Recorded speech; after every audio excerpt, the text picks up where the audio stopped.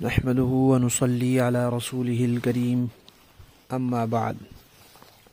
ترجمے والے قرآن پاک کا صفحہ نمبر 907، 25واں پارہ، سورہ شورى، تیسرا رکوع، آیت نمبر 25 اور 26۔ اعوذ باللہ من الشیطان الرجیم، بسم اللہ الرحمن الرحیم۔ وهو الذي يقبل التوبة عن عباده ويعفو عن السيئات ويعلم ما تفعلون ويستجيب الذين آمنوا وعملوا الصالحات ويزيدهم من فضله والكافرون لهم عذاب شديد۔ صدق اللہ العظیم۔ پچھلی آیت میں اللہ تعالیٰ نے فرمایا تھا کہ لوگ نبی پاک صلی اللہ علیہ وسلم کے بارے میں کہتے ہیں کہ ان پر اللہ کی طرف سے وحی نہیں آتی، انہوں نے اللہ پر جھوٹا بہتان باندھا ہے۔ تو ان کی بات کو رد کیا اور اللہ نے کہا، اللہ تعالیٰ نے فرمایا کہ بھئی اللہ سینوں کی باتوں کو خوب جانتے ہیں، تم کیوں جان بوجھ کے ان کے اوپر الزام دھرتے ہو؟ اب اللہ تعالیٰ ان الزام لگانے والوں سے فرما رہے ہیں کہ بھئی تم خام خواہ کی مخالفت سے باز آ جاؤ، تمہارے دل میں یقین بیٹھا ہوا ہے کہ یہ سچے ہیں، لیکن تم اپنا دھڑا، اپنی برادری، اپنا مذہب نہیں چھوڑنا چاہتے، اس لیے ان پر بہتان لگاتے ہو۔ تو تم اپنی حرکتوں سے باز آ جاؤ، اللہ تعالیٰ کے ہاں توبہ کا دروازہ کھلا ہے، مایوسی نہیں ہے۔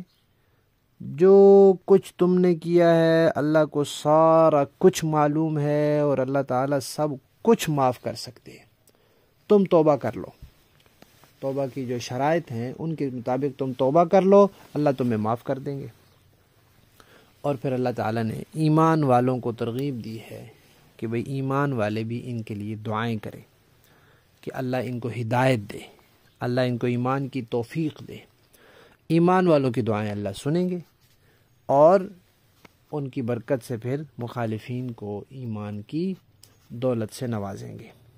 اور اگر وہ ایمان نہیں لاتے، ظاہر بات ہے اپنے اندر کوئی ایمان کی شمع روشن کریں گے، کوئی طلب پیدا کریں گے تو ہی بات بنے گی نا۔ تو اگر وہ یہ نہیں کرتے تو زبردستی تو اللہ تعالیٰ نے کسی کو مسلمان بنانا نہیں، تو کیا ہوگا؟ پھر جو کافر ہیں ان کو اللہ تعالیٰ سخت عذاب دیں گے۔ بس ان آیات میں اللہ تعالیٰ نے یہ بات فرمائی ہے کہ اللہ تعالیٰ اپنے بندوں کی توبہ قبول کرتے ہیں اور ان کے گناہوں کو معاف کرتے ہیں، اور جو کچھ تم کرتے ہو سب کچھ جانتے ہیں۔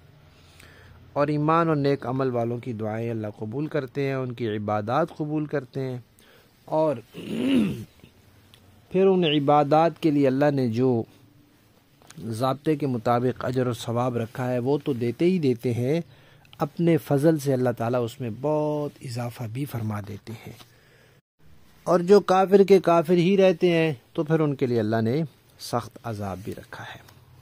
دیکھیے لفظی معنی، وَهُوَ، اور اللہ، الذی، وہ ذات ہے جو یقبل، قبول کرتا ہے، التوبۃ، توبہ، عن عبادہ، اپنے بندوں سے، وَيَعْفُو، اور معاف کر دیتا ہے، عن السیئات، برائیاں، گناہ، وَيَعْلَمُ، اور جانتا ہے، ما، جو کچھ، تفعلون، تم کرتے ہو، وَيَسْتَجِيبُ، اور قبول کرتا ہے، یعنی عبادت قبول کرتا ہے۔ ایمان والوں کی عبادت قبول کرتا ہے، غیر ایمان والے کی تو عبادت قبول نہیں ہوتی، اور ان کی دعائیں بھی قبول کرتا ہے۔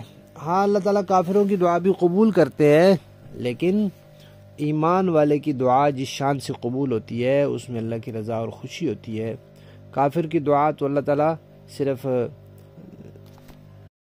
دنیاوی حد تک قبول کرتے ہیں، اور وہ بھی اس میں بھی اللہ تعالیٰ کی ناراضگی ہوتی ہے۔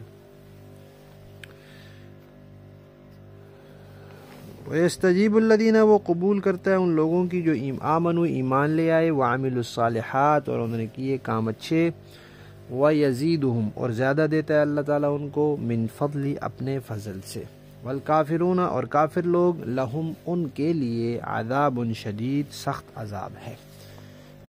با محاورہ دیکھیں جی، وَهُوَ الَّذِي يَقْبَلُ التَّوْبَةَ عَنْ عِبَادِهِ وَيَعْفُو عَنِ السَّيِّئَاتِ وَيَعْلَمُ مَا تَفْعَلُونَ،